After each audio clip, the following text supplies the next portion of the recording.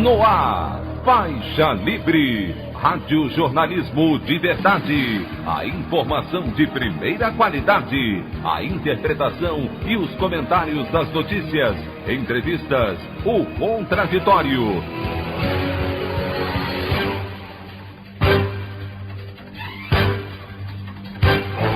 Tudo para aproximar você cada vez mais da realidade do Brasil e do mundo. Apresentação: Anderson Gomes.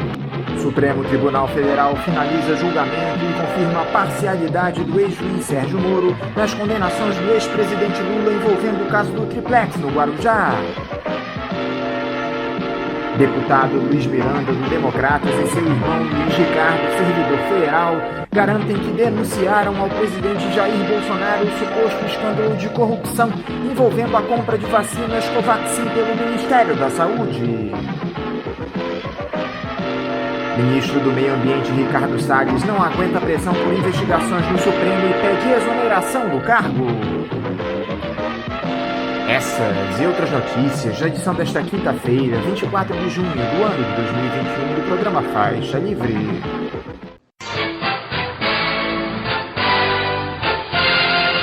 O comentário de Anderson Gomes.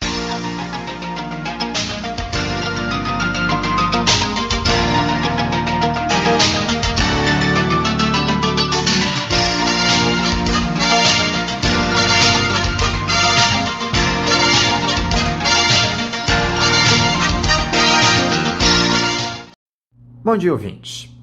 A quarta-feira foi repleta de notícias importantes e graves envolvendo o governo federal.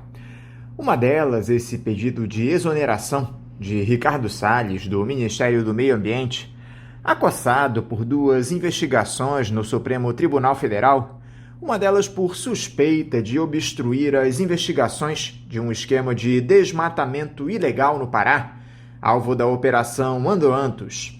Parece que ele não aguentou a pressão e finalmente decidiu deixar o governo.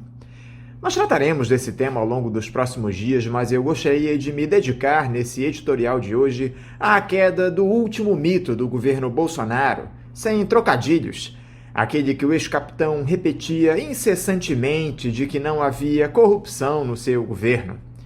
Esse escândalo de superfaturamento na aquisição de vacinas contra a Covid-19 do laboratório indiano Bharat Biotech, a Covaxin, ganha novas evidências e preocupa o Palácio do Planalto. Ontem, o deputado Luiz Miranda, do Democratas do Distrito Federal, e seu irmão Luiz Ricardo, que é servidor concursado do Ministério da Saúde, deram entrevistas relatando que levaram o caso suspeito ao conhecimento do presidente Jair Bolsonaro em uma reunião que aconteceu no dia 20 de março no Palácio da Alvorada. Inclusive, há registros em fotos e mensagens desse encontro que serão apresentados à CPI da pandemia no Senado na próxima sexta-feira. O parlamentar afirmou à CNN Brasil que apresentou, abre aspas, provas contundentes, fecha aspas, de irregularidades nas negociações. O presidente sabia que tinha crime naquilo, disse Luiz Miranda. Após saber das denúncias, o ex-capitão teria se comprometido a acionar imediatamente a Polícia Federal. Entreguei a Bolsonaro. O caso não é só de pressão, é gravíssimo. Tem desvio de conduta invoice, que significa nota fiscal irregular, pedido de pagamento antecipado, que o contrato não previa, quantidades diferentes, continuou o deputado. Só lembrando aqui aos nossos ouvintes, esse episódio se refere à compra de 20 milhões de doses do imunizante produzido pelo laboratório indiano por um preço 1000% maior do que aquele anunciado pelo próprio fabricante 6 meses antes. Em fevereiro deste ano, o Ministério da Saúde pagou $15 por cada, pouco mais de R$80, enquanto no ano passado a vacina era comercializada por $1,34. Vale lembrar que o imunizante fornecido pela Oxford AstraZeneca custa em média R$19,87. Nessa transação com a empresa Bharat Biotech, o governo brasileiro gastou 1,6 bilhão de reais. Luiz Ricardo, irmão do deputado, garantiu que apresentou ao presidente da República um material que comprovaria que, em um documento recebido por ele, houve um pedido de pagamento fora do contrato para importar às pressas 3 lotes do imunizante com data próxima do vencimento. Caso esse recibo tivesse sido assinado, segundo Luiz Ricardo, a empresa poderia cobrar um pagamento adiantado, o que a área técnica do Ministério considerava indevido, no valor de 45 milhões de dólares, ou 222,6 milhões de reais. O contrato para a compra da Covaxin com o Ministério da Saúde não prevê pagamento antecipado. O recibo previa ainda só 300 mil doses, menos que as 4 milhões previstas para o primeiro embarque no contrato. O servidor relatou também ter recebido uma pressão anormal no processo para agilizar o envio da documentação à Anvisa, mesmo estando incompleta, e pedir a importação da Covaxin. A agência reguladora negou o pedido, já que a farmacêutica indiana não tinha cumprido os requisitos necessários para conseguir a emissão de um certificado de boas práticas. As pressões teriam sido feitas por um tal Coronel Pires, assessor da Secretaria Executiva do Ministério. O ex-ministro, general Eduardo Pazuello, também teria conhecimento do escândalo, mas não o denunciou por ter amor à vida, de acordo com o deputado do DEM. Em se confirmando essa grave denúncia, fica claro porque o general Pazuello não foi punido pelo alto comando do Exército por sua participação em um ato político ao lado de Bolsonaro, já que esse Coronel Pires faria parte do esquema de corrupção e Pazuello, tendo conhecimento disso, poderia dar com a língua nos dentes e enterrar de vez a reputação dos militares, envolvidos até o pescoço com esse governo. A CPI da pandemia agora tem a faca e o queijo na mão para se aprofundar nas investigações e criar o tal fato político que o presidente da Câmara, Arthur Lira, diz precisar para levar à frente um processo de impeachment contra Jair Bolsonaro. O relator da comissão no Senado, Randolph Rodrigues, disse que deve pedir a prorrogação dos trabalhos da CPI. E agora, o que o ex-capitão vai alegar para se livrar dessas graves denúncias de possível acobertamento de um escândalo de corrupção no seu governo? Acho que não restam mais quaisquer dúvidas de que estamos diante de uma gestão criminosa de cabo a rabo, liderada pelo chefe do Executivo Federal. A opinião do Faixa Livre. Bandeirantes, 1360. Estamos apresentando Faixa Livre. Voltamos a apresentar Faixa Livre. Estamos de volta, ouvintes, com o início da edição de hoje do programa Faixa Livre, que tem na sua produção a jornalista Celeste Sintra, auxiliada pela também jornalista Natália Moraes, tendo no comando do áudio o Francisco. Meu bom dia a todos. E meu bom dia também a você, que pode aqui participar nos enviando mensagens eletrônicas para o endereço ouvinte@programafaixalivre.com.br ou ainda registrando suas participações diretamente nas nossas redes sociais. No Facebook, nossa página é o Programa Faixa Livre. No Twitter e no Instagram, para deixar o seu recado, basta seguir os perfis @PGMFaixaLivre.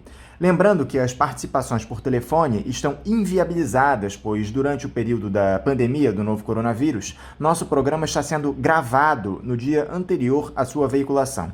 Pedimos desculpas aos nossos ouvintes que costumam interagir conosco desta forma, mas foi a maneira encontrada pela equipe do Faixa Livre para mantê-los informados sobre o que acontece no país e no mundo com essa nossa visão crítica e, ao mesmo tempo, preservando a saúde dos profissionais que levam o programa ao ar. O Faixa Livre pode ser acompanhado também pelo nosso aplicativo para celulares com o sistema operacional Android. O nome do aplicativo é Programa Faixa Livre. Os ouvintes também têm acesso à transmissão pelo nosso site, o www.programafaixalivre.com.br, ou pela página da Associação de Engenheiros da Petrobras, a AEPET, uma das nossas entidades patrocinadoras, no www.aepet.org.br. Para quem perdeu alguma das edições ou quer ouvir novamente o Faixa Livre, os áudios das entrevistas e editoriais estão disponíveis no nosso podcast, nos aplicativos Spotify, Deezer e Castbox. E dando início às nossas entrevistas, eu cumprimento o sociólogo, professor aposentado da Universidade Federal do Rio de Janeiro, a UFRJ, e secretário executivo do ISER Assessoria, Ivo Lesbopan. Ivo Lesbopan, bom dia. Bom dia, Anderson. Bom dia, ouvintes do Faixa Livre. Um prazer estar com vocês novamente. Ivo, muito obrigado por você mais uma vez dialogar conosco aqui no nosso programa. Ivo, o nosso país enfrenta uma realidade que parece ter saído dos filmes de ficção. Um presidente da República que lidera o genocídio da sua própria população, provocando o óbito de mais de 500 mil de pessoas em pouco mais de um ano, levando aqueles que não perderam a vida à situação de extrema pobreza, ameaçando estabelecer um regime autoritário. É algo nunca antes visto na nossa história. Como o senhor tem observado todo esse momento difícil que nós temos atravessado no país, com um sujeito na presidência que está determinado a sepultar qualquer esperança de superação da pandemia e desse caos social? Anderson, o momento que nós estamos vivendo é extremamente difícil, provavelmente o mais difícil depois da ditadura militar de 64-85. Esse governo está promovendo um verdadeiro genocídio. Certamente 30% a 40% das mortes que ocorreram, dessas 500 mil mortes que ocorreram, poderiam ter sido evitadas se ele seguisse as normas ou as indicações da Organização Mundial da Saúde, aquilo que fizeram os governos dos países onde reduziu enormemente o contágio e reduziram enormemente as mortes. Ele, ao contrário, faz campanha para disseminar o vírus e aumentar a contaminação. Através de quê? Do seu discurso contra as medidas restritivas, do seu discurso contra o uso da máscara e o exemplo que ele dá de sempre ou não usar máscara ou retirar a máscara em plena aglomeração, o discurso contra a vacina, intermediado de vez em quando por algum discurso favorável à vacina, mas depois, novamente, ele vai falar contra a vacina e assim por diante. Isso é o contrário do que os países que conseguiram reduzir contágio e mortes praticaram medidas restritivas, lockdown, uso de máscara, investiram no uso de máscara pela população, investiram na obtenção de vacinas o quanto antes. Alguns já atingiram 40%, 45% da população vacinada com 2 doses. Nós poderíamos ter evitado muitas dessas mortes. E, além disso, esse governo segue no seu processo de destruição do país de forma acelerada. Nós temos aí a reforma da Previdência, que foi feita já em 2019, que piora a Previdência para a maioria da população. Nós temos, recentemente, a aprovação dessa privatização da Eletrobras, que prejudica, só favorece um pequeno setor do setor privado e favorece de forma corrupta esse setor. Além disso, estamos fazendo propostas de leis para impedir a oposição de se manifestar. É um processo de destruição que nós temos de impedir o quanto antes que continue. É preciso observar, porém, que, em razão da sua postura frente à pandemia, cresce a consciência de que ele é a pessoa errada neste governo. O que impressiona, Ivo, é que a retórica negacionista desse governo é acompanhada de perto, via de regra, por um caráter autoritário que remete aos tempos do Bolsonaro militar, quando ele compunha as fileiras do exército lá nos anos 80. E ele tenta agora levar esse autoritarismo para dentro do Palácio do Planalto, cooptando as Forças Armadas, já com boa parte das polícias em suas mãos. O senhor que esteve nas lutas contra a ditadura lá nos anos 1960 observa alguma semelhança daquela época com esse processo atual de envolvimento dos militares com a política? Nós podemos dizer que há algumas semelhanças, mas há muitas diferenças. É preciso dizer inicialmente que hoje em dia os que se manifestam, aqueles que apareceram em manifestações pró-Bolsonaro e que pediram intervenção militar são uma minoria, uma pequena minoria. Mas isso só é possível porque a grande maioria da população não conhece, não sabe o que foi verdadeiramente a ditadura civil-militar de 64, 85. Acreditam num discurso que foi difundido pela mídia de que foi um tempo bom, um tempo de progresso, que não havia criminalidade e assim por diante. Desconhece totalmente a proibição de manifestações, o fechamento do Congresso, o corte das liberdades civis, as torturas, as mortes e assim por diante. Um período em que nós fomos tutelados pelas Forças Armadas sem que nos perguntassem o que queríamos ou o que não queríamos. Naquela época, a direita não sabia sabia, aliás, ao contrário, a direita sabia que não chegaria ao poder via eleições. Nos anos 60, eles não acreditavam que via eleições eles chegariam lá, eles sempre perdiam. Então, o golpe foi uma montagem, né, um projeto para a direita chegar ao poder e colocar em prática seu programa. Agora, a diferença, o Bolsonaro chegou ao poder via eleitoral. Não existe uma ameaça de esquerda de implementar reformas estruturais. Não há, pois, nenhuma justificativa para um golpe que ele queira dar.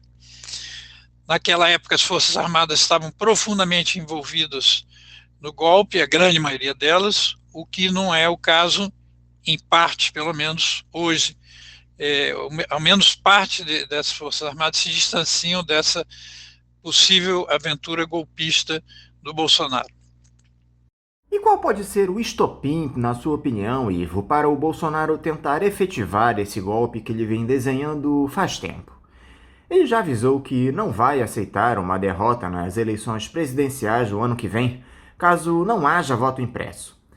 O senhor acredita que esse interregno entre a eleição e o início de um novo governo entre novembro e dezembro de 2022 possa ser o período mais difícil para a ordem democrática?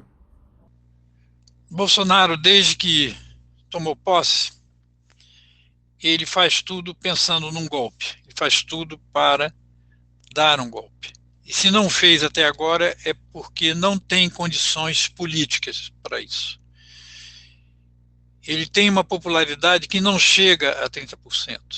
E desses 30% que o apoiam, no máximo 10% apoiariam uma aventura golpista. Nem nas próprias Forças Armadas se calcula que haja apoio suficiente para um passo desse. Mas Bolsonaro vem corroendo a democracia por dentro. Tem estabelecido cada vez mais controle sobre as instituições democráticas. A Procuradoria-Geral da República, por exemplo, que nunca abre processo contra ele, apesar de ter elementos suficientes para isso. O Ministério da Justiça, a Advocacia Geral da União, a própria Polícia Federal, ao menos em parte, controlada por ele. Na Câmara dos Deputados, a presidência e a maioria da Câmara, e a presidência e a maioria do Senado. Ele só não controla o Supremo Tribunal Federal, o STF, e não controla a grande mídia. Por isso, o seu combate permanente contra eles, STF e imprensa livre, são discursos quase semanais de Bolsonaro. Ele já obrigou o Exército a não punir o general Pazuello, ou seja, estabeleceu um controle mais cerrado sobre as Forças Armadas, o que não significa que as controle totalmente.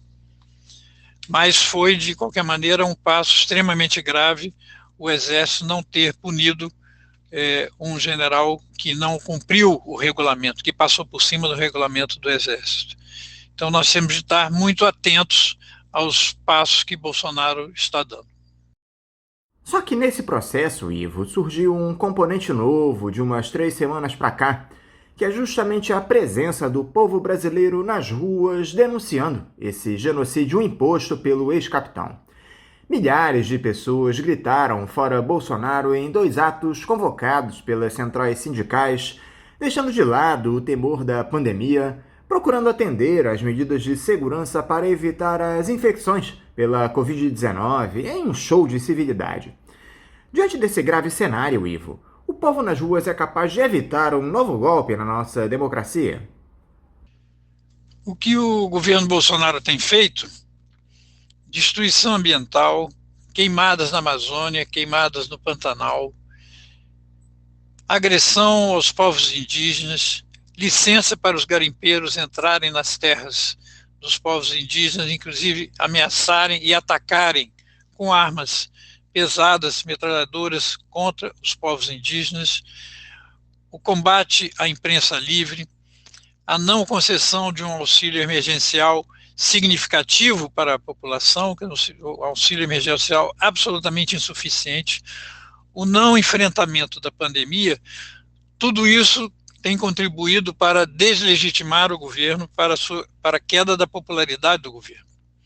E essas manifestações de rua recentes, de 29 de maio e de 19 de junho, destamparam.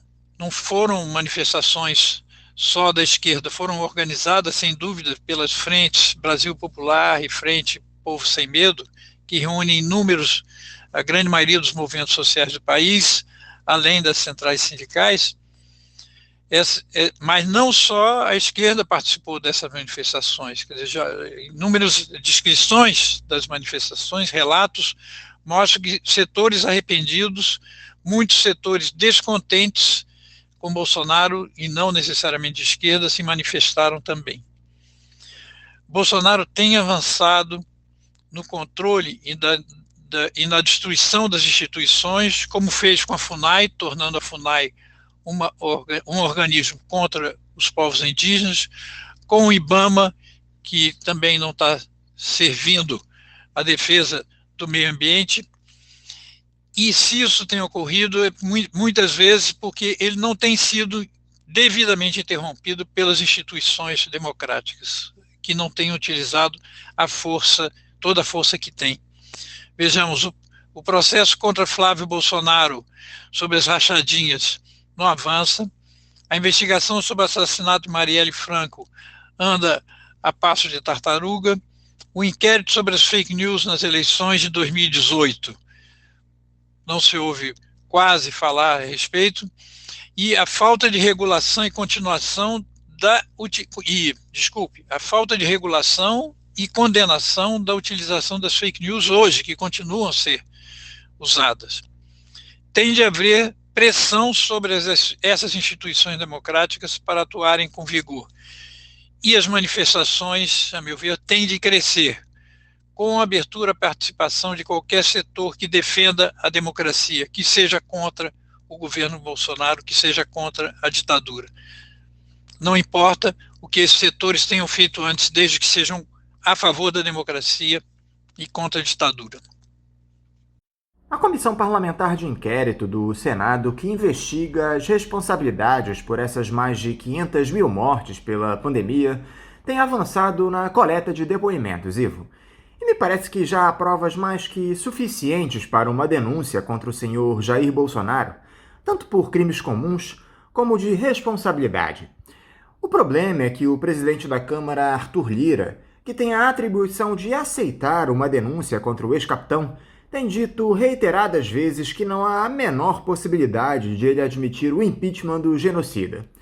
Já o Augusto Aras, titular da Procuradoria-Geral da República, que está em campanha por sua recondução ao cargo, ou mais, por uma indicação ao Supremo Tribunal Federal, não vai comprometer o chefe. Dá para se manter no radar essa possibilidade de saída antecipada do Bolsonaro do cargo, Ivo? Se nós considerarmos as aparências, se nós considerarmos apenas o presidente da Câmara e o fato de que ele foi comprado para evitar que haja qualquer processo, qualquer impeachment contra Bolsonaro, e comprado também os deputados do Cetrão para que isso ocorra, e também o presidente do Senado, e também a Procuradoria-Geral da República, que o procurador foi colocado ali para não deixar passar qualquer questionamento ao governo Bolsonaro. Se nós partirmos disso, a nossa resposta seria: não é possível uma saída do Bolsonaro antes das próximas eleições. No entanto, a história não se faz necessariamente assim, surgem outras coisas no meio do caminho. Há um mês atrás, jamais imaginaríamos que haveria uma manifestação que reuniria 400 mil pessoas em 200 cidades no país, como ocorreu no dia 29 de maio. Também não imaginávamos que, menos de um mês depois, no dia 19 de junho, não apenas 400 mil, mas 750 mil pessoas fossem às ruas para se manifestar contra o Bolsonaro, em 400 cidades, o dobro das cidades que houve na primeira vez. E esse processo vai continuar. Na verdade, nós temos de tornar insustentáveis as posições daqueles que hoje sentam em cima das denúncias, sentam em cima dos pedidos de impeachment e impedem que eles vão à frente. É preciso criar uma consciência massiva de que isso não pode continuar, que esse governo está destruindo não apenas pessoas, o que já é o mais grave, mais de 500 mil mortes, o aumento da contaminação, a não interrupção do contágio dessa pandemia. É um governo que, ao invés de impedir ou reduzir o contágio, está promovendo o aumento do contágio. Na minha interpretação, o que esse governo quer com a sua posição, que é impedir medidas restritivas, impedir o uso de máscara, não fazer que as vacinas cheguem logo a toda a população, é o caos, é criar o caos, que é uma maneira de facilitar a possível tentativa de golpe dele. Nós temos de interromper esse processo de destruição do país que esse governo está levando à frente. E as manifestações vão ser um meio, as manifestações de rua serão um meio pelo qual essas pessoas que hoje sentam em cima dessas denúncias, desses pedidos de impeachment, sejam tiradas dessa posição em que elas estão e sejam obrigadas a se movimentar. Será a pressão da população nas ruas que obrigará a mudança de posição delas. A grande questão, Ivo, é que agora os crimes cometidos pelo governo federal não se limitam ao negacionismo à pandemia. O Ministério Público Federal identificou indícios de crime na compra feita pelo Ministério da Saúde de 20 milhões de doses da vacina indiana Covaxin, muito acima do preço de mercado, e pediu que o caso seja investigado na esfera criminal. Enquanto a dose da vacina fornecida pela Oxford AstraZeneca custa em média R$ 19,87, o governo federal aceitou pagar R$ 80,70 por essa dose da Covaxin, em um contrato que gira em torno de 1 bilhão e 600 milhões de reais. Ou seja, parece que aquele discurso do Bolsonaro de que não havia corrupção no governo dele vai sendo superado pelos fatos. É um escândalo esse tipo de compra, Ivo. Ainda mais levando-se em conta que o executivo rejeitou adquirir doses no meio do ano passado da vacina da Pfizer, por um valor muito abaixo desse que ele pagou pelo imunizante do laboratório indiano. Pode ser o fato político que o presidente da Câmara tanto diz ser necessário para se levar à frente a cassação do Bolsonaro, Ivo?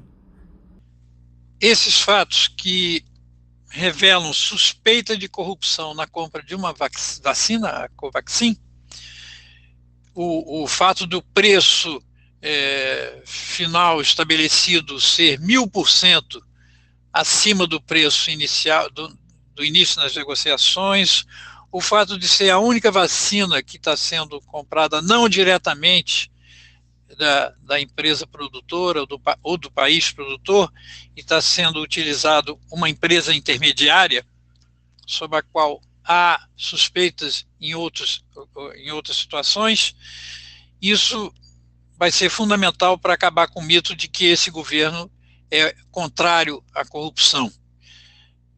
Há inúmeros fatos, um deles é esse aí, que tem que ser investigado, essa compra estranha, né, no mínimo estranha, dessa vacina indiana.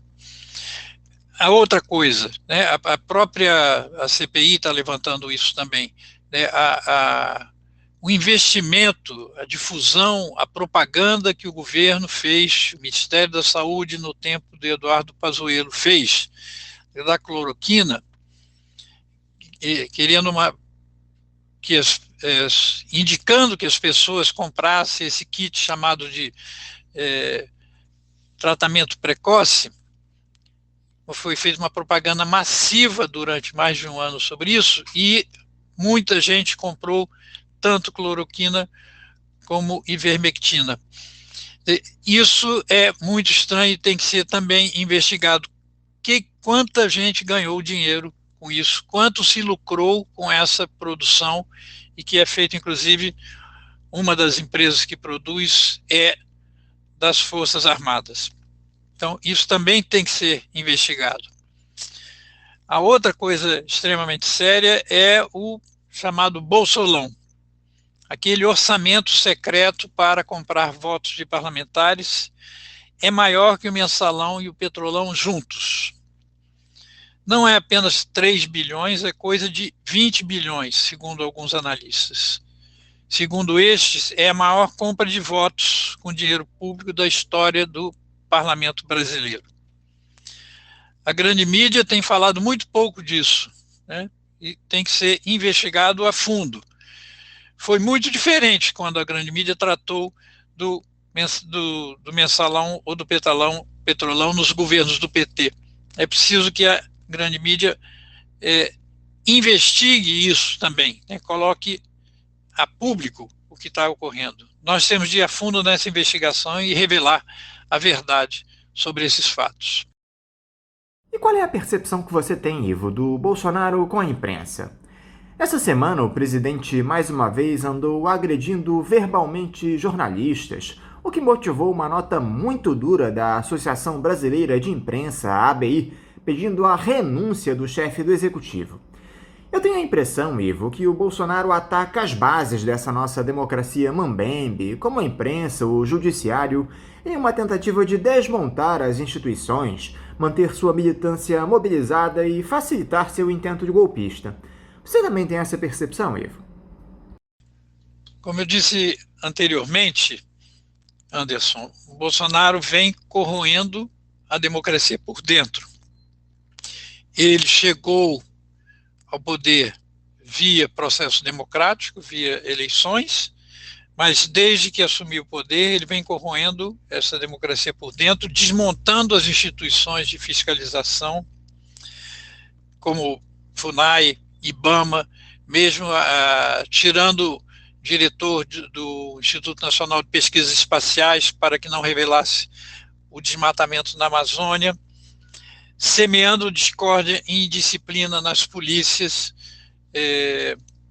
obrigando as Forças Armadas à submissão, como no caso da exigência de não punição do general Pazuello, e deixando, um outro problema sério, deixando as milícias que existem em várias de nossas cidades sem qualquer tipo de controle.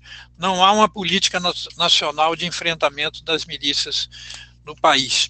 Quer dizer, é um sério risco, séria ameaça para a democracia que nós estamos vivendo. O intento dele, nós sabemos que é de controlar cada vez mais essa democracia, que na verdade tornar essa democracia frágil, na prática uma ditadura sem controle, mas nós temos de aumentar a pressão para impedir que eles sigam em frente nesses seus propósitos.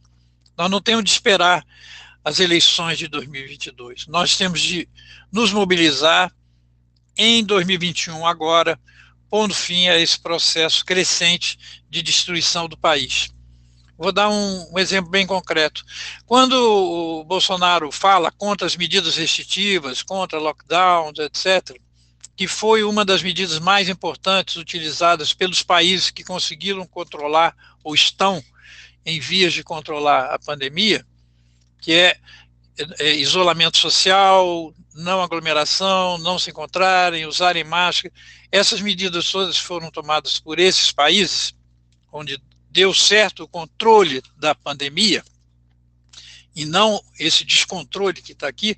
Quando ele faz esses discursos e leva à aglomeração, leva as pessoas a tirarem a máscara, ele está contribuindo para o contágio maior da população. Com isso, está contribuindo também para o colapso dos sistemas de saúde nas várias cidades de todo esse país. Ele está criando problemas para o serviço de saúde, que é onde vão as pessoas que estiverem contaminadas e necessitarem de um apoio de saúde mais forte. E está criando problemas a mais dificuldades para a saúde. Mais dificuldades sem que aumentem os recursos que são dados pelo governo federal para a saúde. Então, a gente tem que barrar esse governo que está destruindo o país, que está criando dificuldades para um dos nossos maiores políticas públicas, que é o SUS, Sistema Único de Saúde, que é quem está salvando o país de estar em piores condições, estaria em piores condições se não fosse o SUS. Esse movimento de algumas figuras da esquerda, Ivo, buscando os ultraliberais para a formação de uma frente democrática contra o bolsonarismo, é algo realmente necessário para a superação dessa quadra de retrocessos que nós temos no país. O campo progressista, por si só, com o apoio das ruas, não é capaz de se impor nas eleições do ano que vem? Na minha opinião, Anderson, eu acho que nós temos de ter dois movimentos diferentes. E estamos tendo dois movimentos diferentes, mas é preciso distinguir um do outro. Um é o movimento de barrar Bolsonaro.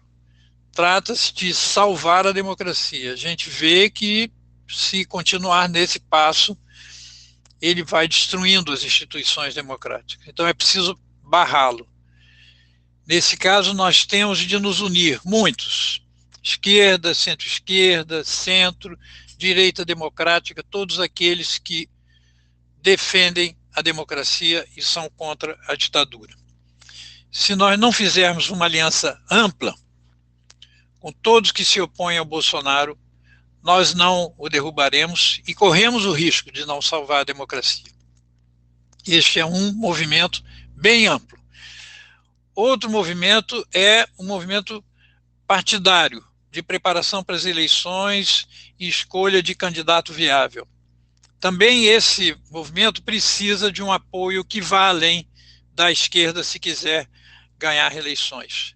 Mas não devemos abrir mão nestas negociações com outros setores, que não a esquerda, de elementos fundamentais do nosso projeto de sociedade. A luta pela redução da desigualdade, das desigualdades, a exigência de políticas públicas de qualidade, como a defesa do SUS público de qualidade, a educação, derrubar a lei do teto dos gastos e assim por diante. Nós temos de recuperar vários elementos que nós perdemos nesse tempo, inclusive renacionalizar, reestatizar empresas que foram privatizadas e que estão sendo um prejuízo às políticas públicas do país. Eu queria encerrar, Ivo, com um depoimento seu a respeito da passeata dos 100 mil, que completa 53 anos no próximo sábado e foi um marco na luta democrática contra o regime ditatorial que tivemos no nosso país. Me parece uma lembrança muito necessária nos dias de hoje. Inclusive, haverá um ato na Cinelândia para lembrar esse momento no próprio sábado. Como é que você analisa a realização daquele movimento em 1968, Ivo? O que ele representou na luta pela democracia no Brasil? A Marcha dos 100 mil foi o resultado de um crescendo dos protestos contra a ditadura. Crescendo neste ano, né? Começou com a morte do estudante Edson Luiz, em março, nas manifestações dos estudantes no calabouço. O enterro desse estudante foi acompanhado por 20 mil pessoas, em protesto contra a sua morte e contra a ditadura. Seguiu com a repressão que houve à missa de sétimo dia na Candelária, em que foram reprimidos estudantes e padres, todos aqueles que participaram dessa missa. A repressão jogou a cavalaria em cima dos participantes da missa quando saíram da igreja. E vai atingir o auge em 26 de junho de 68, quando todos os setores que defendiam a democracia se uniram para realizar, e estiveram presentes estudantes, intelectuais, artistas, padres, freiras, se manifestando. A ditadura não ousou reprimir essa manifestação, já estava meio acuada. E o que representa essa marcha dos 100 mil hoje, a marcha dos 100 mil hoje, para mim, na minha opinião, são essas manifestações que temos realizado desde 29 de maio. É a mobilização nas ruas, com todos aqueles cuidados em função da pandemia, o uso de máscara, álcool gel, distanciamento. Essas manifestações nas ruas que estão mostrando publicamente a insatisfação com esse governo genocida e com a necessidade de interromper este governo. É a pressão que vai obrigar, essa pressão popular que vai obrigar as diversas instituições a romperem o apoio a este governo, a fazerem o que se exige delas, né? A Câmara que vote os pedidos de impeachment, a Procuradoria-Geral da República para que leve à frente os protestos, os processos contra o presidente da República e assim por diante. Várias redes estão se montando desse Fora Bolsonaro. Rede de artistas, de intelectuais, cineastas, professores, universidades, periferias, favelas e assim por diante. É essa mobilização crescente dos vários setores da sociedade que não estão satisfeitos, que estão vendo a destruição da democracia, vendo a destruição do país, não apenas da democracia, mas de tudo aquilo que foi construído nos últimos 40 anos, que deve ser resgatado e que nós devemos lutar. Essas mobilizações, essa mobilização, essa formação de redes, esses protestos, indo para as ruas, é que conseguirão promover uma mudança no país. Ivo Lesbopan, mais uma vez, muito obrigado por você dialogar aqui conosco no programa. Eu quero te desejar um ótimo dia de trabalho e mandar também meu forte abraço. Obrigado, Anderson. Obrigado pela oportunidade de participar mais uma vez deste programa, Faixa Livre. Obrigado aos ouvintes. Conversamos aqui com o sociólogo, professor aposentado da Universidade Federal do Rio de Janeiro, a UFRJ, e secretário executivo do ISER Assessoria, Ivo Lesbopan. Como vocês, ouvintes, sabem, o Faixa Livre tem passado por um processo de transição nos últimos tempos, que provocou algumas mudanças e também adaptações às novas tecnologias. Uma delas é justamente a adoção de uma chave Pix, essa nova modalidade de transferência de valores para os ouvintes que desejam contribuir com qualquer quantia para a manutenção do programa. Portanto, para você que já aderiu a essa nova tecnologia, a chave Pix da conta do Faixa Livre é o nosso e-mail, ouvinte@programafaixalivre.com.br. Repetindo, a nossa chave Pix é ouvinte@programafaixalivre.com.br. Para você que faz transferências da maneira tradicional, a nossa conta em nome da Associação de Funcionários do BNDES, a AFBNDES, no Banco Itaú, agência 1964, conta corrente de número 03004, dígito 1. Repetindo, a agência do Banco Itaú, 1964, conta corrente 03004, dígito 1. O CNPJ da AFBNDES para a realização de depósitos de quem não é cliente do referido banco é o 33984 550 0001-41. Repetindo, o CNPJ da AFBNDES é o 33-984-550-0001-41. Lembrando que todos os recursos depositados nessa conta são destinados exclusivamente ao financiamento dos custos do Faixa Livre. Para quem não conseguir anotar as informações referentes à conta, elas estarão disponíveis no nosso site, o www.programafaixalivre.com.br, e nas nossas redes sociais, no Facebook, Twitter e Instagram. Então, repetindo mais uma vez, a nossa chave Pix é ouvinte@programafaixalivre.com.br e a conta corrente da AFBNDES do Banco Itaú, agência 1964, conta de número 03004, dígito 1. Vamos agora ao nosso primeiro intervalo. Voltaremos já já. Voltamos a apresentar Faixa Livre. Já voltamos, ouvintes, e agora eu saúdo o professor de Desenvolvimento Econômico da Universidade Federal de Alfenas, a Unifal, e diretor de Planejamento do Instituto de Brasilidade, Patrick Fontaine. Patrick Fontaine, bom dia. Bom dia, Anderson. Bom dia aos ouvintes do Faixa Livre. É um prazer estar novamente contribuindo com vocês. Patrick, muito obrigado por você novamente estar aqui conosco no Faixa Livre. Patrick, a situação da nossa economia nessa gestão do senhor Jair Bolsonaro, mas sob responsabilidade do ministro Paulo Guedes, vai de mal a pior. Não bastassem as escolhas absolutamente equivocadas do posto Ipiranga do ex-capitão, nós tivemos uma pandemia de efeitos devastadores que nos atirou em um verdadeiro poço sem fundo. Como é que você tem observado esse cenário que está colocado na nossa economia, Patrick? Bom, Anderson, o nosso cenário econômico é bastante complicado, né? De alguma maneira, a economia já apresenta sinais de recuperação com relação ao grande tombo que foi 2020.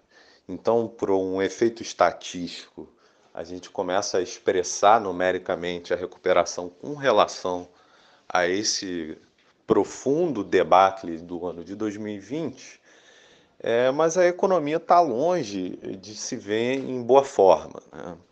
É uma economia com uma taxa de desemprego elevada, muito elevada e crescente, sem capacidade de investimento. É uma economia que patina em todos os aspectos macroeconômicos que a gente pode selecionar. Apesar de um crescimento relativamente significativo com relação ao que foi o ano passado, a economia brasileira ainda se vê muito frágil. É uma economia bastante debilitada, que tem um setor industrial que está encolhendo. Os resultados do setor exportador de commodities são bons, mas esse setor é incapaz de sustentar a totalidade da economia. Então, eu diria que as perspectivas não são muito boas para o futuro da economia brasileira. De que forma as soluções encontradas pela equipe do Paulo Guedes, Patrick, pioraram não só o panorama da nossa economia, como também a retomada do crescimento no pós-pandemia? Olha, Anderson, eu diria que o principal equívoco da equipe econômica atual é o de interpretar a economia pública como em conflito com a economia privada, né? Eu acho que eu diria que é o principal erro da gestão Paulo Guedes-Bolsonaro, né? Os esforços da equipe econômica são todos na direção de diminuição das estruturas públicas, né, de sua privatização, da redução dos repasses orçamentários a todo o aparato público. E, na realidade, numa economia subdesenvolvida como a economia brasileira, uma economia que precisa de apoio para se projetar internacionalmente, as estruturas públicas são absolutamente fundamentais, né? Quase toda a nossa pesquisa científica é realizada em instituições públicas, mesmo do setor da agricultura e da agropecuária. As pesquisas são realizadas pela Embrapa e outras empresas de pesquisa pública. Então, interpretar o setor público como um entrave ao crescimento brasileiro, eu diria que é o principal equívoco. E, em particular, na situação específica da pandemia, em que você tem uma paralisação das atividades privadas mais intensa do que o que se vê no setor público, isso acaba sendo ainda magnificado pelas circunstâncias, né? Se houve uma parte da economia que se manteve em funcionamento durante a paralisação pandêmica, foi o setor público.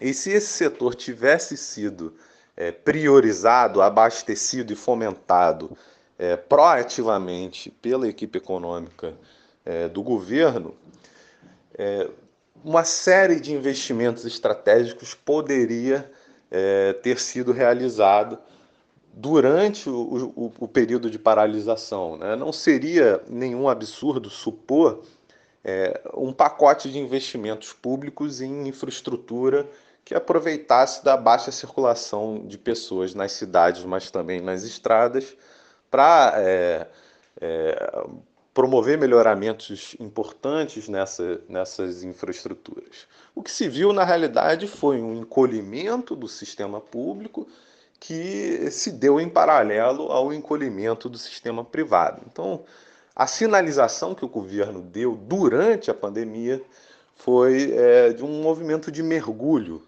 né? E sem nenhuma capacidade de antever o pós-pandemia, que naturalmente é um período de reaquecimento da economia. Esse debate da nossa economia, Patrick, foi traduzido em números. De acordo com a Organização das Nações Unidas, o país teve uma contração recorde de 62% na atração de investimentos por conta da incapacidade de controlar a pandemia da Covid-19 e diante das incertezas sobre os destinos econômicos e políticos do país. Desta forma, o Brasil despencou nesse ranking da ONU, caindo da 6ª para a 11ª posição entre os países mais atrativos do mundo para investimentos externos. Isso representa um retrocesso de 20 anos, Patrick. Você consegue explicar aqui para os nossos ouvintes quais fatores nos levaram a esse panorama preocupante? Por que esse desinteresse em se investir no Brasil?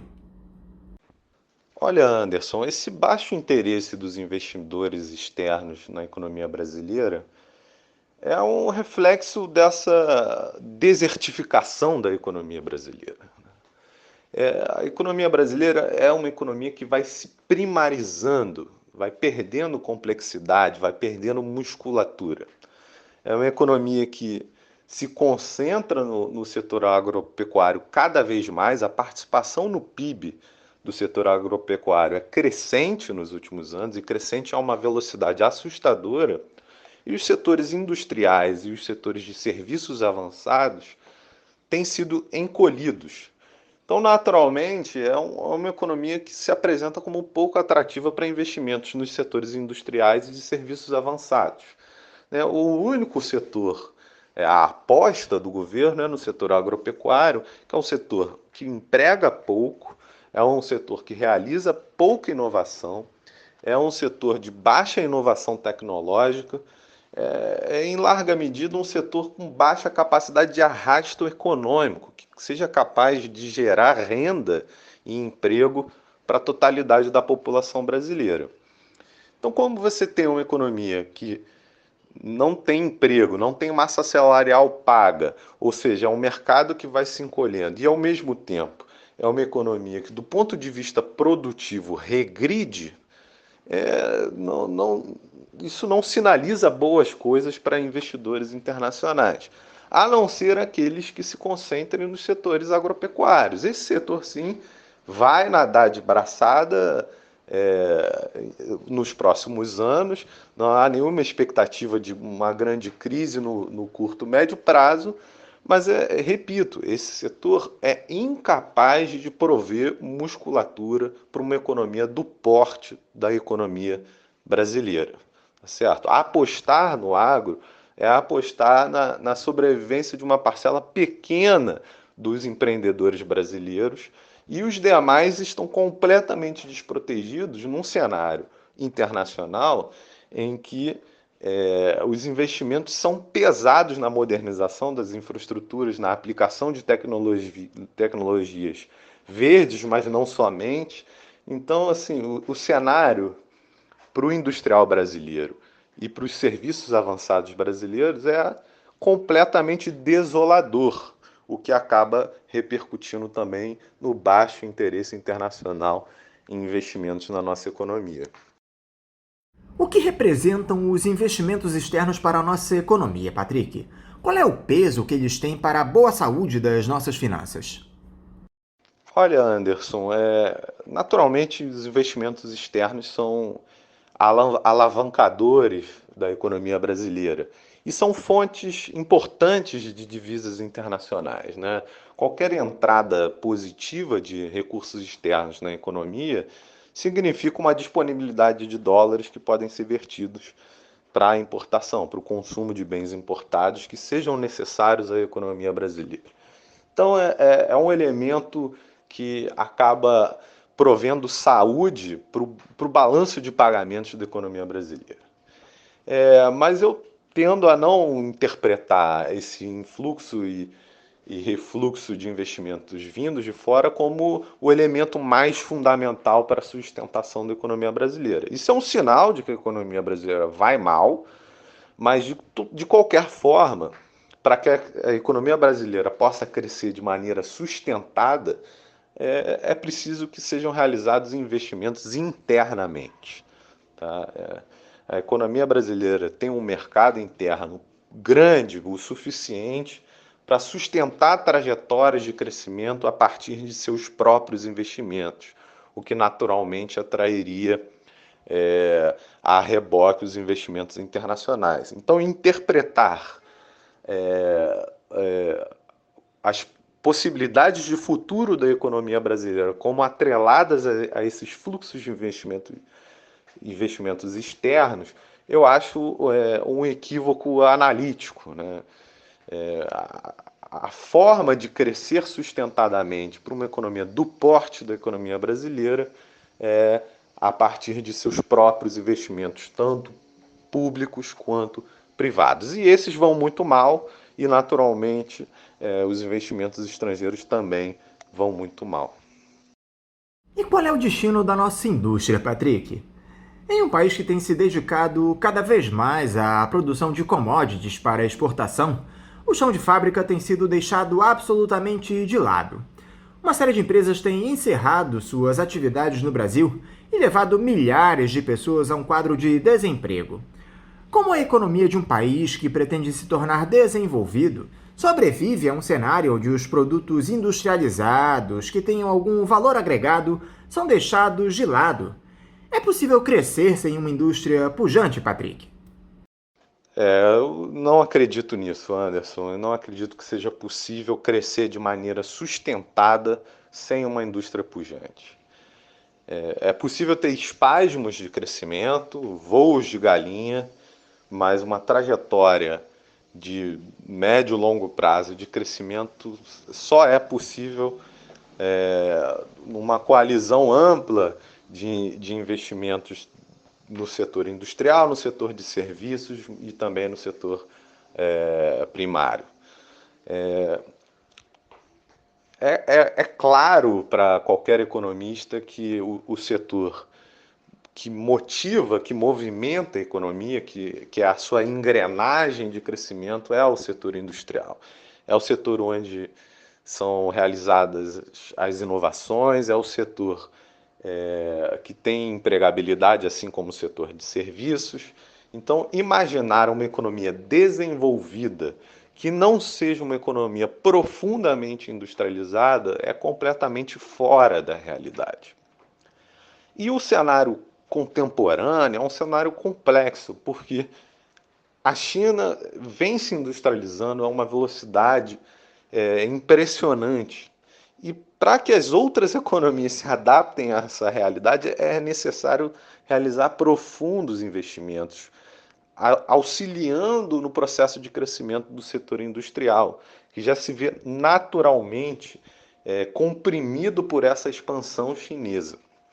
Então, imaginar que o setor industrial consiga sustentar-se e projetar-se para o futuro sem o auxílio estatal é equivocado, é estapafúrdio, porque o que se vê, a concorrência posta hoje é de um setor industrial chinês que conta com investimentos públicos chineses. Então, para fazer frente a esse avanço da China em todos os segmentos industriais, é necessário planejar e investir na expansão dos setores industriais. Então, o Estado precisa complementar o setor privado e fomentar o setor privado no avanço da indústria. Caso contrário, o que se verá é um profundo domínio chinês dos mais diversos setores industriais. E em complemento à sua pergunta, Anderson, a gente precisa também olhar para o que está acontecendo nos Estados Unidos, né? Os Estados Unidos foram coniventes com o avanço da China nos segmentos industriais ao longo das últimas décadas, tem buscado controlar os setores financeiros, apoiado na força da sua moeda internacionalmente, como se isso fosse capaz de conter o avanço chinês internacionalmente falando, mas o que se vê agora é uma virada dramática nas estratégias adotadas nos Estados Unidos, né? O plano Biden é a marca da volta de uma política industrial estadunidense, tá certo? Então, o que nós vamos assistir nos próximos anos é um Estado norte-americano que vai apoiar o desenvolvimento e o avanço das suas indústrias nacionais. Então, o cenário para a indústria brasileira não é só um cenário de compressão, com pressão vinda da China, mas também com pressão vinda dos Estados Unidos, tá certo? Então, para que a indústria brasileira sobreviva, é mais do que nunca importante a participação do Estado e o planejamento do Estado para pensar as ações da próxima década, ou das próximas décadas. Então, o governo brasileiro, hoje, está na contramão das tendências internacionais. O que se vê nos Estados Unidos, na Europa e no Sudeste Asiático é uma proatividade profunda dos seus estados para a recomposição dos segmentos industriais e para o avanço desses segmentos industriais para tecnologias portadoras de futuro. Então, a gente está na contramão da tendência internacional e isso provavelmente vai significar uma perda da nossa participação internacional na comercialização de produtos industriais. O Brasil vai se tornar cada vez mais a nação das commodities primárias, que tem uma capacidade de empregar e gerar renda que é bastante limitada. Então, o Brasil vai se ruralizar, o Brasil vai se primarizar enquanto se mantiver a estratégia que se vê atualmente posta pelo Planalto e pelo nosso Congresso. Para piorar, Patrick, esse pessoal que é demitido das fábricas tem uma dificuldade enorme de encontrar reposicionamento no mercado de trabalho, porque não há uma política pública que promova a especialização dessas pessoas em outro setor. Cria-se um duplo problema para a nossa economia. De fato, Anderson, isso é um duplo problema, é um problema com muitas facetas, né? É estatisticamente impressionante o que está acontecendo no Brasil nesse momento. A gente está com um espasmo de crescimento com relação à base reprimida do ano passado, mas o desemprego tem subido nos últimos meses no Brasil. O volume total de brasileiros desempregados cresce. E isso num contexto em que houve desregulamentação do trabalho, ou seja, são considerados empregados aqueles com tempo parcial de trabalho, e também num contexto em que as novas tecnologias, como a Uber ou outros serviços terceirizados ou plataformas de serviços terceirizados, geraram alguns novos empregos, né?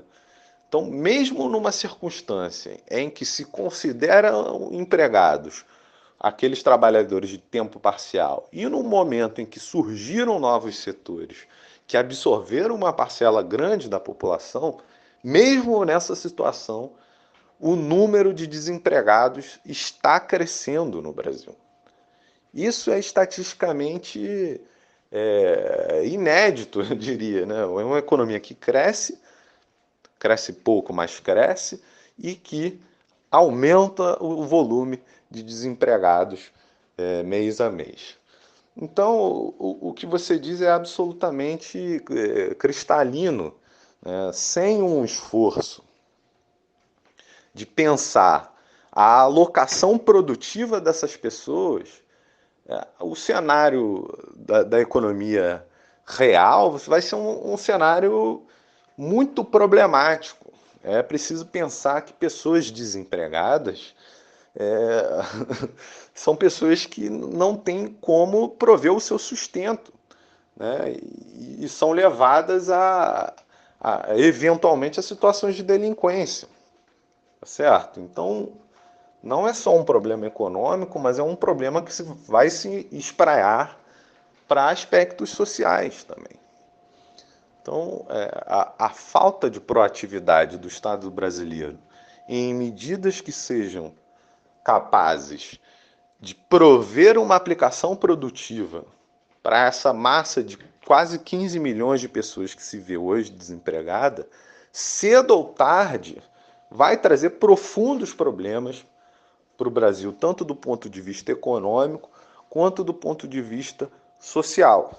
Não dá para imaginar que o Brasil vai poder se manter em ordem com essa massa de 15 milhões de pessoas sem nenhuma função econômica. Isso é dramático e é algo sem par na contemporaneidade. Eu diria que o Brasil é hoje o grande país com a maior taxa de desemprego no mundo. É realmente calamitosa a situação do Brasil nesse aspecto. Outro elefante que a equipe econômica fez questão de colocar na sala, Patrick, é essa privatização da Eletrobras, a maior companhia do setor elétrico da América Latina e uma das maiores do mundo, como parte desse projeto de entrega das nossas estatais. Os parlamentares aprovaram essa semana a medida provisória que autoriza a venda das ações da empresa e, a reboque, incluíram uma série de jabutis, aqueles destaques ao texto principal para atender os interesses escusos de deputados e senadores e elevar o custo desse verdadeiro crime que já era altíssimo para a população brasileira. Como a nossa economia é afetada por essa privatização da Eletrobras, Patrick? Olha, Anderson, é muito preocupante esse movimento de privatização da Eletrobras. A questão que mais tira meu sono nesse momento, do ponto de vista econômico, é a privatização da Eletrobras. A gente está numa situação hídrica gravíssima, é a pior seca do século, né, dos últimos 92 anos. É a pior seca que a gente jamais enfrentou. E a gente corre o risco de passar por um processo de racionamento e, eventualmente, apagões. Esse risco ele não é alto, mas ele existe. E a privatização do nosso sistema de distribuição elétrica pode agravar esse processo. Se tem uma funcionalidade na manutenção de estruturas públicas, é operá-las de maneira a garantir que o interesse coletivo prevaleça. Uma vez que o sistema seja privatizado, o risco de desabastecimento será cada vez maior. Vai se promover uma disputa pela energia disponível. Quem tiver recursos para pagar vai conseguir pagar, vai elevar o preço da energia elétrica, vai ser uma desorganização do sistema elétrico brasileiro que vai ampliar o risco de uma crise de desabastecimento energético no Brasil. Esse é um risco real, esse é um risco posto. A operação do vai ser versada para a geração de lucro, o que não é o propósito do nosso sistema energético. Uma das grandes vantagens do Brasil com relação ao resto do mundo é ter uma capacidade elevada de geração de energia limpa num sistema que é totalmente interligado, de norte a sul, leste a oeste. Então essa distribuição ela pode ser pensada e planejada a partir das necessidades da população. Mas uma vez que o sistema seja privatizado, outros interesses se interporão na administração desse sistema, que é um belíssimo sistema. Aliás, fica aqui o meu apelo aos militares que honrem o patrimônio conquistado pelos governos militares da década de 70. Um patrimônio nacional consolidado durante o regime militar é esse sistema de geração de energia elétrica administrado de maneira centralizada e de maneira pública. Agora a gente está caminhando para um processo de privatização desse patrimônio nacional que pode gerar uma profunda crise, não só no setor elétrico propriamente dito, mas na economia como um todo, porque a economia simplesmente não pode funcionar sem o abastecimento energético. E para piorar tudo isso, a Eletrobras é uma empresa com capacidade de investimento na geração de energia limpa.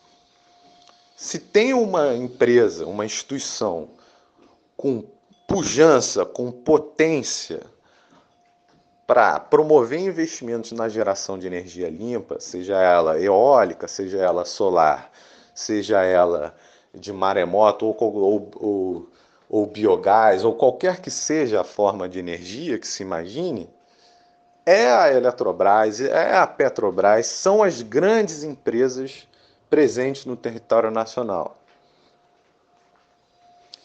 Então, essa desarticulação dessas instituições só piora as trajetórias futuras para a economia brasileira. Essas empresas serão fragmentadas, repartidas, divididas, administradas a partir de interesses privados e perderão a sua capacidade de pensar o futuro da economia brasileira. Tá certo? Então é com um certo desespero que eu assisto a esse processo de privatização da Eletrobras, que vem em muito má hora, inclusive. No momento em que a gente precisava pensar mecanismos de robustecer a Eletrobras, de proteger a Eletrobras, está sendo pautada a sua privatização. Então, assim, é escandalizante o oportunismo desse movimento.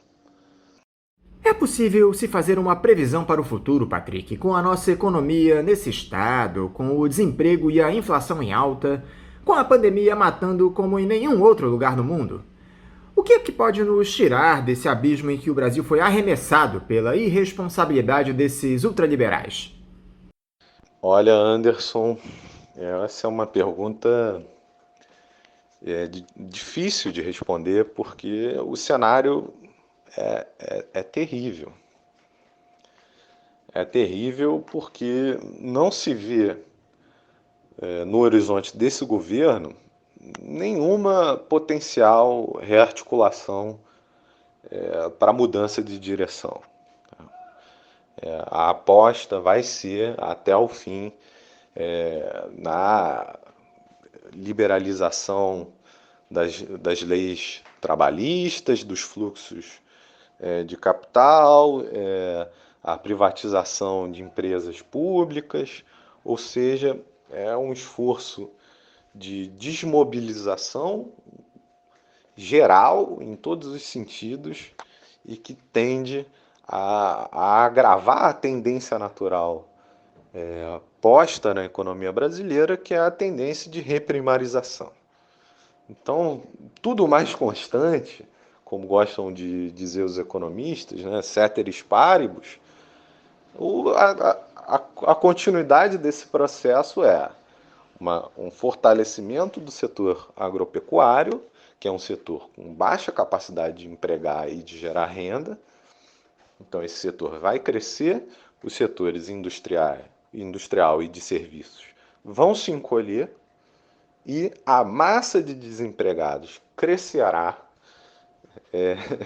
E a disputa pelos recursos existentes na economia brasileira vai se agravar. Em outras palavras, também de economista, o conflito distributivo vai se agravar. São 210, 215, 220 brasileiros para se alimentar e o setor agropecuário não tem capacidade de gerar renda para todas essas pessoas. Não tem capacidade e nem sequer deseja que isso aconteça, porque, pelo contrário, investe em tecnologias que poupam mão de obra, ou seja, que desempregam. Então, a continuidade do processo hoje posto é uma continuidade que vai nos levar a um agravamento progressivo da situação econômica, mas também social.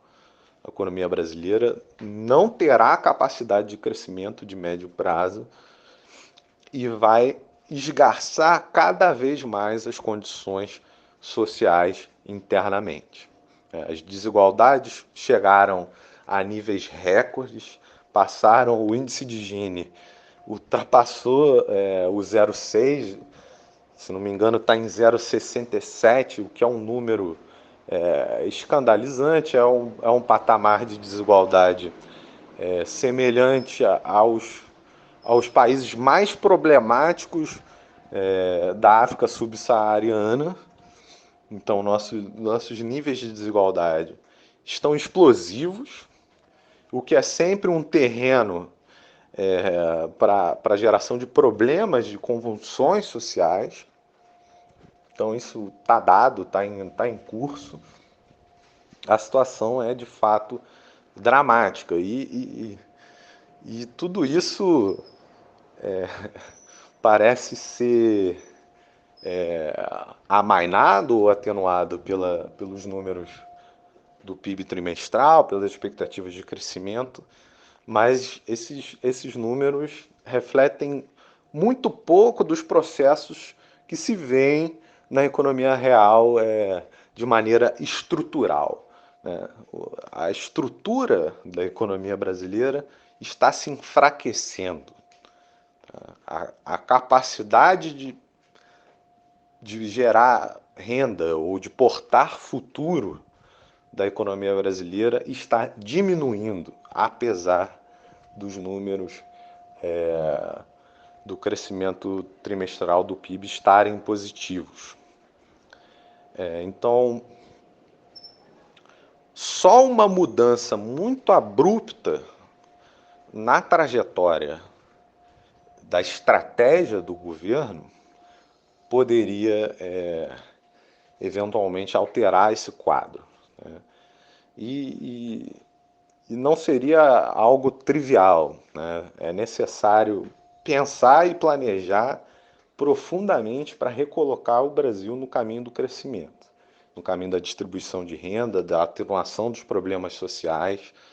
Me surpreende a violência estar relativamente contida, dadas as circunstâncias da desigualdade social contemporânea. Então, não me surpreenderia que uma onda de violência surgisse no horizonte, porque os níveis de desigualdade estão alarmantes, tá certo?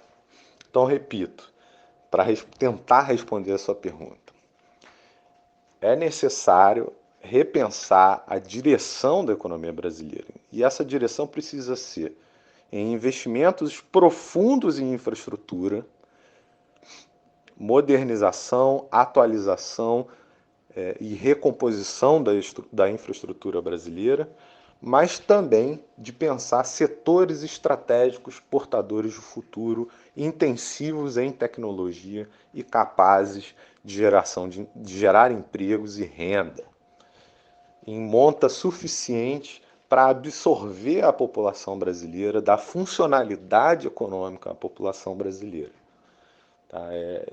Sem isso, não será possível crescer no médio prazo. A gente pode ter espasmos aqui e acolá de crescimento da economia brasileira, mas uma trajetória continuada de crescimento depende de um pacote amplo e concatenado de investimentos em setores estratégicos para o desenvolvimento da economia brasileira.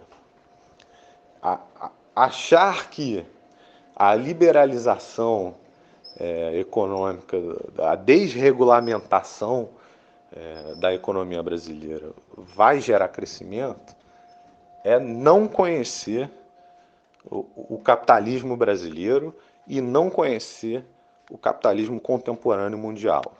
O que está sendo feito nos outros países do mundo, seja a China, sejam os Estados Unidos, seja a Europa, é um planejamento cuidadoso de setores estratégicos a serem fomentados.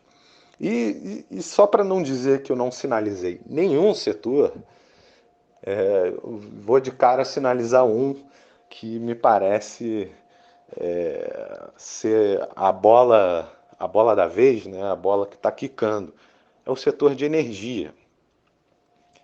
Sem pensar esse setor e a partir de estruturas públicas e de investimentos na transição ecológica, não há futuro possível. Patrick Fontaine, mais uma vez, muito obrigado por você estar aqui dialogando conosco no programa. Eu quero te desejar um ótimo dia de trabalho e deixar aqui meu forte abraço. Eu que agradeço, Anderson. É sempre um prazer participar do Faixa Livre. É um espaço de divulgação de ideias desimpedido. Então, desejo a vocês também um bom dia de trabalho e bola para frente. Forte abraço. Conversamos aqui com o professor de Desenvolvimento Econômico da Universidade Federal de Alfenas, a Unifal, e diretor de Planejamento do Instituto de Brasilidade, Patrick Fontaine. Vamos agora a um novo intervalo. Voltaremos daqui a pouquinho.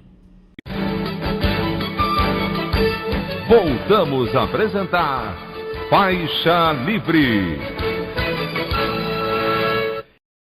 Estamos de volta, ouvintes.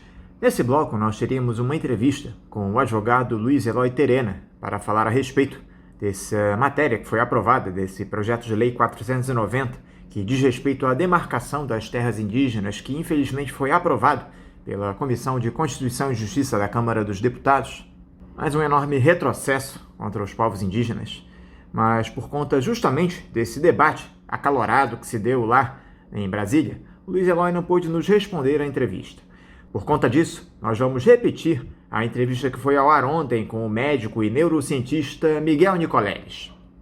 Miguel Nicoleles, bom dia. Bom dia, muito obrigado pelo convite, é um prazer estar aqui com você. Nicoleles, muito obrigado por você se dispor a dialogar conosco aqui no Faixa Livre. Nicoleles, o retrocesso civilizatório que o Brasil atravessa nos últimos tempos teve como a cereja do bolo, digamos assim, uma pandemia que já levou à morte 500 mil de brasileiros. Somos o segundo país no mundo com mais óbitos pela Covid-19. Se o número impressiona, Nicoleles, chama mais atenção o descaso daquele que teria de ser o responsável por evitar essa tragédia humanitária, o presidente Jair Bolsonaro. Seu discurso negacionista, chamando a pandemia de gripezinha, deixando de adquirir doses das vacinas desenvolvidas contra o vírus, desestimulando o uso de equipamentos de proteção, incentivando aglomerações que facilita a proliferação do vírus. Como caracterizar esse cenário em que o Brasil está inserido, Nicoleles, onde a principal liderança do país dá de ombros para uma pandemia? Dá para dizer que há um processo genocida sendo urdido pelo chefe da nação? Bom, na realidade, o mundo todo olha para o Brasil nesse momento e nos últimos 15 meses completamente estarrecido, né? Não é só a comunidade científica, mas toda a imprensa mundial e os líderes, né, dos países europeus, asiáticos, Estados Unidos, olham para o Brasil e quase não conseguem acreditar na forma com que essa pandemia foi manejada pelo governo brasileiro e pelo presidente do Brasil, né? Então, existe um consenso em todo o mundo que o Brasil é um dos piores países nesse momento em termos do manejo da pandemia e de toda a estratégia ou a falta dela, né, usada para salvar vidas no país. Na realidade, eu acredito que exista uma lista quase que infindável aí de crimes contra o povo brasileiro que precisam ser esclarecidos e os responsáveis, a começar do mandatário da nação, né, que basicamente se transformou no inimigo público número 1 no mundo da pandemia. Grandes jornais do mundo fizeram editoriais se referindo ao presidente do Brasil como inimigo público número 1 da pandemia. Então, é realmente estarrecedor, é algo inimaginável, e a minha interpretação, que eu deixei claro alguns meses atrás em um artigo que eu publiquei num jornal aqui do Brasil, é que esse senhor e o seu governo, eles renunciaram ao dever constitucional de proteger o povo brasileiro de um inimigo letal. Não é um exército invasor de outra nação, mas é um exército viral que todos nós sabíamos que era extremamente perigoso e que causou a maior tragédia humanitária da história do Brasil. Então eu não consigo imaginar como esse senhor e o seu governo não sejam responsabilizados criminalmente por essa tragédia. Me parece que nós acabamos de sair da segunda onda de infecções pela Covid no país e nos aproximamos de uma terceira onda ainda mais letal, já que a vacinação avança a passos de tartaruga por aqui devido à irresponsabilidade do governo federal. Já há projeções, Nicoleles, dos números que o Brasil pode alcançar nessa terceira onda de infecções pelo coronavírus? Já houve estudos no sentido de projetar os impactos dessa terceira onda? Não, eu acho que os estudos estão sendo feitos, né? Eu acredito que nós já estamos na terceira onda. O movimento de aumento de óbitos, que já nas últimas 2 semanas, né, aumentou 25%, o movimento do número de casos, que provavelmente nos próximos dias cruzará ou chegará à marca de 100 mil casos diários, e o começo do inverno, são todos fatores, conjuntamente com a permissão de novas variantes terem entrado no país, né, o fechamento do espaço aéreo internacional, que deveria ter sido feito para evitar que a variante indiana chegasse aqui, a variante andina, e teve um impacto muito grande no Peru, por exemplo, já chegou aqui também, já matou uma pessoa no Rio Grande do Sul. Então, todos esses fatores fazem com que seja bem mais difícil projetar os modelos que nós usamos até agora, né? Porque nós estamos agora com uma sopa de variantes no Brasil, nós estamos com um sistema hospitalar colapsado, nós temos uma vacinação que caminha realmente de forma não ideal, com uma defasagem muito grande no número de pessoas que está recebendo a segunda dose. O número dessas pessoas fica por volta de 10% das doses diárias que são entregues, o que é muito pequeno. Então essas previsões são difíceis, mas certamente a gente só precisa olhar nos gráficos desde o começo da pandemia para ver como nós estamos subindo degraus aqui no Brasil. Como a cada momento a situação vai ficando cada vez mais grave, mais séria, sem que nenhuma medida adequada seja tomada, né? Então, eu acredito que se nada for feito, se esse crescimento continuar da maneira que nós estamos vendo, nós podemos, em meados de 2022, do primeiro semestre, chegar a 1 milhão de mortes no Brasil. Isso não é inconcebível. É uma previsão bem mais difícil de fazer do que aquela que nós fizemos no começo do ano sobre a chegada a 500 mil óbitos até o meio do ano. Ali era óbvio que a previsão se materializaria. Se qualquer coisa, ela se materializa um pouco mais rápido. Mas eu acredito que as pessoas não estão se dando conta de que, se qualquer coisa, nós estamos numa tendência de agravamento da crise aqui no Brasil. Por falar em estudos, Nicoleles, você divulgou algum tempo atrás dados a respeito dos casos de Covid-19 por todo o país no ano passado. Neles você indicava que havia uma espécie de efeito bumerangue no entorno das principais capitais. Me corrija se eu estiver errado, por favor. Ou seja, é nas capitais e grandes cidades onde há os principais focos de infecções pela doença, espalhando o coronavírus pelos municípios menores. Essa tendência ainda permanece esse ano, Nicoleles. As capitais que seriam as vilãs da Covid-19 no Brasil?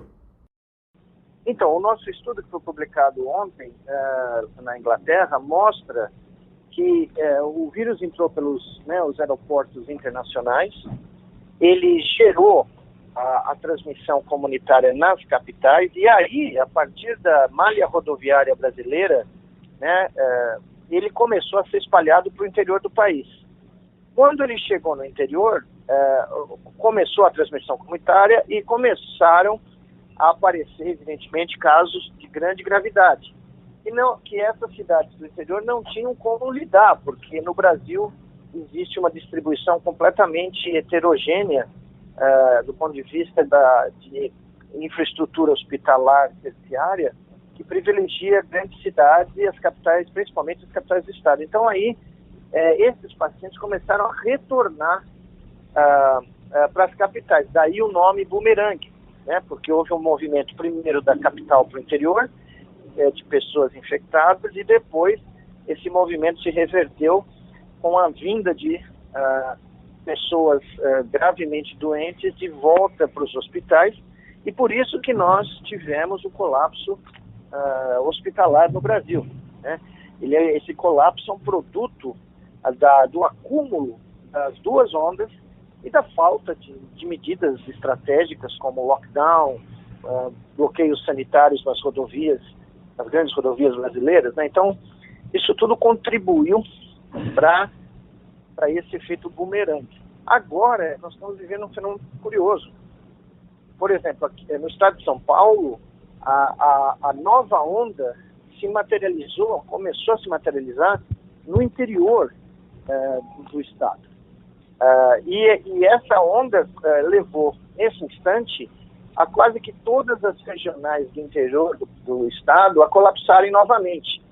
Nós estamos vendo grandes cidades e também regionais mais a oeste, por exemplo, do estado de São Paulo, chegando à totalidade da taxa de ocupação dos seus leitos de enfermaria e de UTI. E aí essa onda está migrando do interior do estado para a capital. E é isso que, aparentemente, o pessoal aqui em São Paulo, ou eles sabem disso, porque eles têm como avaliar os dados, mas eles não deixam claro esse novo movimento. E esse novo movimento pode surpreender a cidade de São Paulo a qualquer momento, porque já surpreendeu Campinas, já surpreendeu Ribeirão Preto, e nós estamos vendo esse fenômeno começar a se repetir em outros estados. Então eu estou achando que o movimento da terceira onda vai ser de dentro do país, das áreas mais interioranas, para as capitais. E ela pode, quando a gente olha nos gráficos, o potencial dela ser até mais grave do que a segunda onda é real.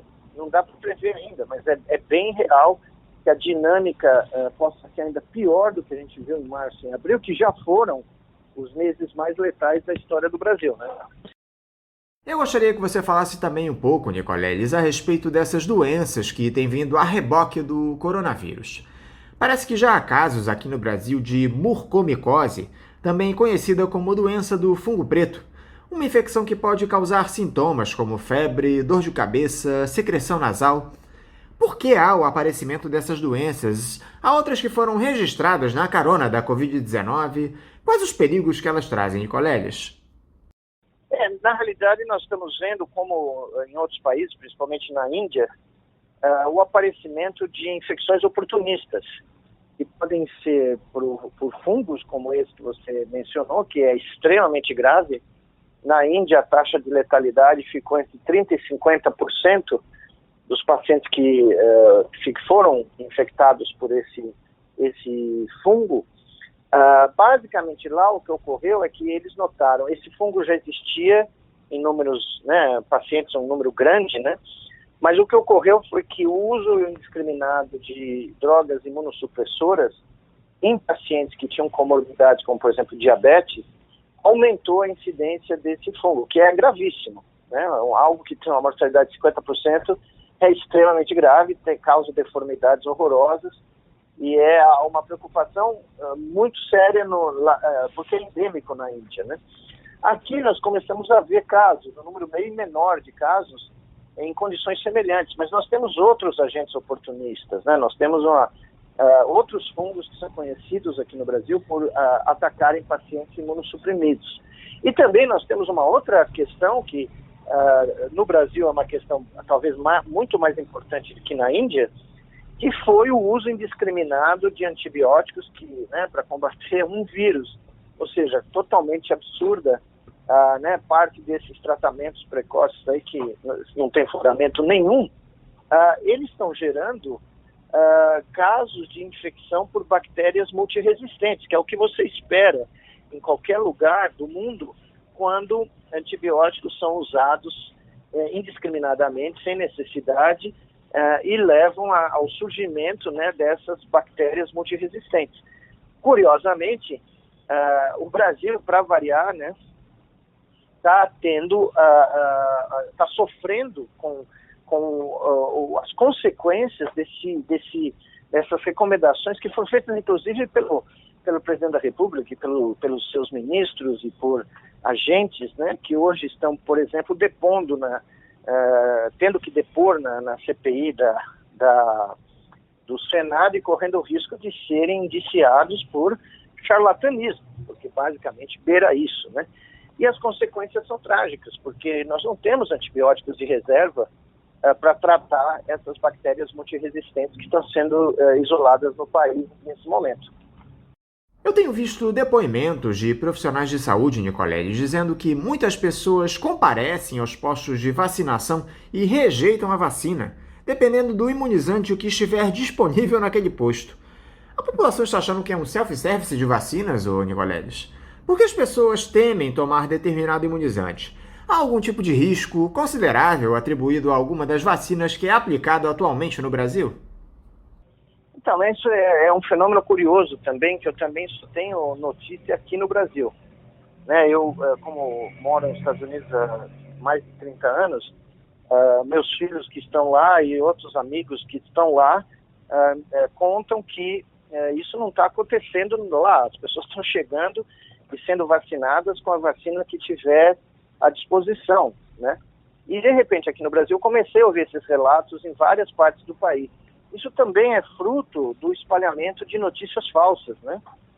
Das chamadas fake news, que no Brasil tiveram uma dimensão impressionante, inclusive, infelizmente, com membros da comunidade médica espalhando notícias falsas. Nós vimos vários exemplos aí. Então, o que está ocorrendo é que as pessoas recebem provavelmente mensagens de familiares ou no seu WhatsApp falando que vacina X ou Y tem um efeito colateral perigoso, o que até agora nós não temos um registro, né, nenhum.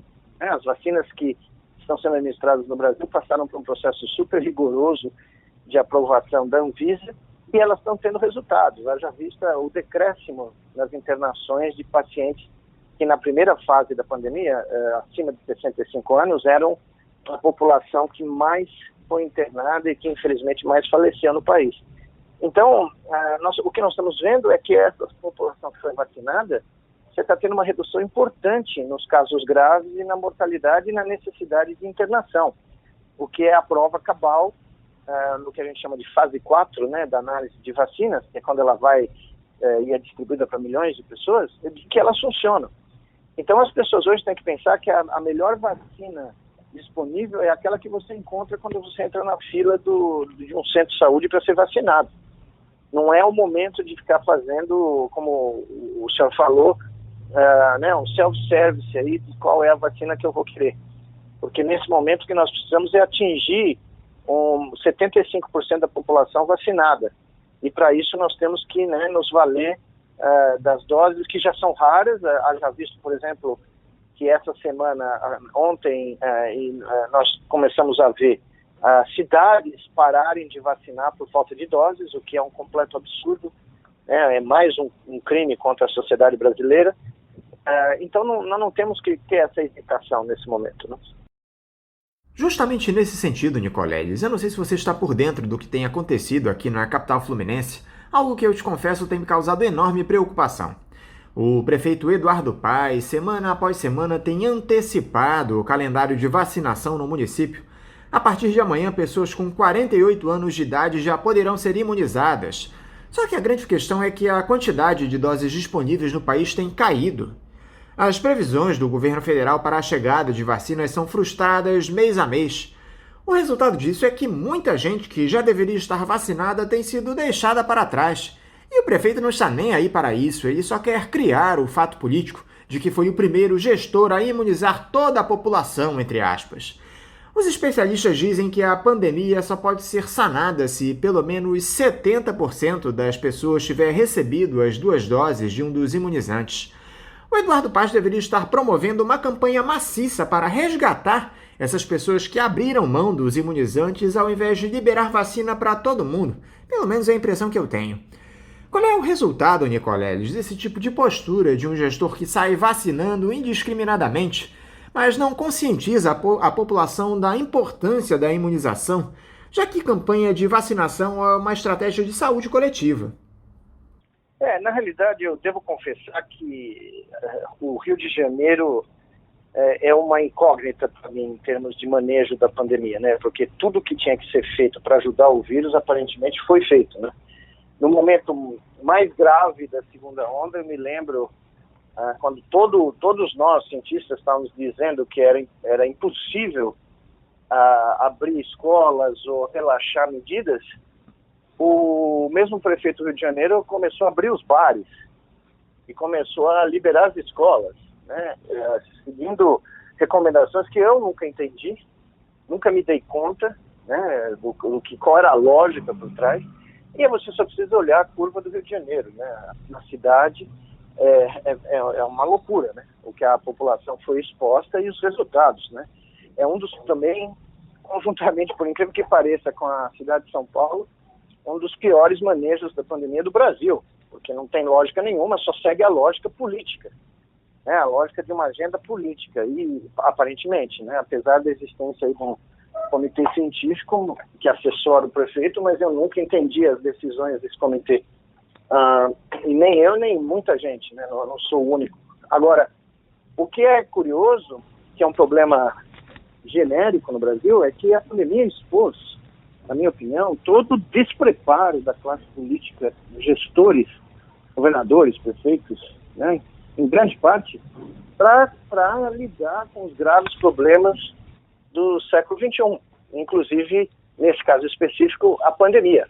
Porque aqui vale, né, a lógica de que os interesses políticos, ou que a política do varejo, do dia a dia, é mais relevante, é prioridade contentar essa política do varejo do que salvar vidas. Ficou muito claro isso para mim, ao longo do ano todo. Então, claro que a maior responsabilidade, a responsabilidade majoritária dessa tragédia é do governo federal e do presidente da República. Mas, sinceramente, são poucos os políticos brasileiros que são gestores nesse momento que escaparam ou escapariam de um escrutínio mais claro das suas decisões, das suas atitudes. Porque, claramente, veja bem, nós tínhamos feito projeções, o comitê científico que eu coordenava, de que as eleições, a campanha eleitoral e as eleições que ocorreram ano passado para prefeito, seria um grande fator de sincronização do país inteiro. Seria uma catástrofe. Pedimos que essas eleições fossem adiadas por um ano. E ninguém nos deu ouvido, porque realizar eleições e realizar campanhas é algo que no Brasil tem que ocorrer, porque existem interesses aí gigantescos por trás, né, que eu nem conheço, mas claramente ficou muito óbvio para mim isso. E aí as eleições ocorreram, o que aconteceu? Nós sincronizamos o Brasil e tivemos uma onda que gerou os 2 meses mais letais da história do Brasil. Enquanto a média de óbitos antes da pandemia por mês no Brasil, por todas as causas, era 100 mil óbitos por mês, em março e abril nós chegamos a quase 190 mil mortes em cada um desses meses. Ou seja, um aumento de 90%. Por quê? Porque nós realizamos eleições no ano passado, fizemos aberturas por motivações econômicas e políticas sem necessidade, e porque realmente a pandemia expôs toda a incompetência, todo o despreparo da classe política brasileira. É uma constatação óbvia para mim. E essa Copa América, Nicoleles, que foi trazida para o país pelo presidente Jair Bolsonaro em mais uma jogada política?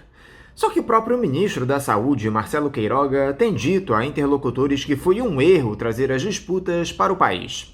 Até agora já foram registrados pelo menos 140 casos de infecções pelo coronavírus em pessoas envolvidas com a competição, entre atletas, integrantes das comissões técnicas e demais trabalhadores do entorno. Quais os riscos para o país, Nicoleles, com a realização dessa Copa América em território nacional? Eu não ouvi direito o número. O seu número qual é? 120? 140 infecções até ontem. Você tem uma ideia. A última atualização que eu tinha era 120 o número de pessoas. Então, veja, nós completamos uma semana dessa competição, um pouco mais, 10 dias. Por aí. Né? Esse é o número de pessoas que eles testaram. Porque eles provavelmente estão focando principalmente nas delegações e no pessoal que trabalha próximo, imediatamente às delegações. Mas eles não estão testando funcionários de hospital, não, de hotéis, pessoal que faz o transporte, pessoal que dá outro apoio à realização, né? Você tem jornalistas que têm que se destacar para esses estádios. Sim. Você tem uma enormidade de pessoas envolvidas na organização de uma competição desse nível. E nós temos, basicamente, nós não precisávamos disso, mas nós podemos estar tendo nos nossos olhos um evento que a gente chama de super espalhador, né, da expressão inglesa super spreader. Ou seja, um evento que catalisa um surto. E qualquer coisa que aconteça no país, que está numa situação instável, né? Nós estamos num equilíbrio instável aqui da pandemia, subindo a serra de casos e de óbitos rumo ao pico de uma terceira onda. Qualquer evento super espalhador pode potencializar isso e pode gerar uma catástrofe ainda maior. E o que nós fizemos? Nós demos sopa para o azar e aceitamos uma competição inútil. Aliás, nada deveria estar acontecendo em termos de futebol, vôlei, basquete, nada disso. Veja o que vai acontecer nas Olimpíadas, né? As Olimpíadas vão ser realizadas num país em que 80% da população não quer os Jogos Olímpicos. Se pudesse, fecharia os aeroportos na marra, né? A população do Japão, porque eles de jeito nenhum querem a realização desses jogos. Mas os jogos vão ocorrer, porque aparentemente o esporte profissional no mundo, a todos os níveis, não dá a menor bola para a segurança e para a sobrevida dos seus fãs. É uma coisa irônica, né? Porque o esporte foi criado, o esporte como as Olimpíadas, foi criado pelos gregos como uma forma de demonstrar valores, né, éticos, valores de coesão da sociedade, de demonstrar a superação do indivíduo e de demonstrar como o esporte pode ser importante para a saúde mental e saúde física, né, da sociedade. E olha no que ele se transformou. Ele se transformou num negócio que não dá a menor relevância, não põe como prioridade a vida daqueles que consomem o produto desse negócio e que alimentam a enorme quantidade de dinheiro que é transferida, né, para todos aqueles que participam desse negócio. É uma coisa inédita. É um produtor, é um negócio que gera um produto que ignora o bem-estar dos seus consumidores a nível global. E o futebol é um exemplo prático, né, disso. A CBF, a Conmebol, a FIFA. Eu lidei com a FIFA, então eu posso dizer, foi um dos piores pesadelos da minha vida durante a Copa do Mundo aqui em 2014. Então, a gente vê o grau de irresponsabilidade, de imoralidade e de completa falta de empatia. Porque quando os jogadores da seleção brasileira disseram que iam fazer algo, eu falei, bom, pela primeira vez na história, esses caras vão chegar, não vamos jogar. Não tem cabimento fazer. E nada, né? Não deu em nada. Para encerrar, Nicolélias, qual é o caminho que vai nos salvar de uma tragédia ainda maior que essa que nós temos com a Covid-19? Como resolver a pandemia no país? Bom, nós precisaríamos, como o nosso trabalho mostra, né, fazer tudo aquilo que nós não fizemos.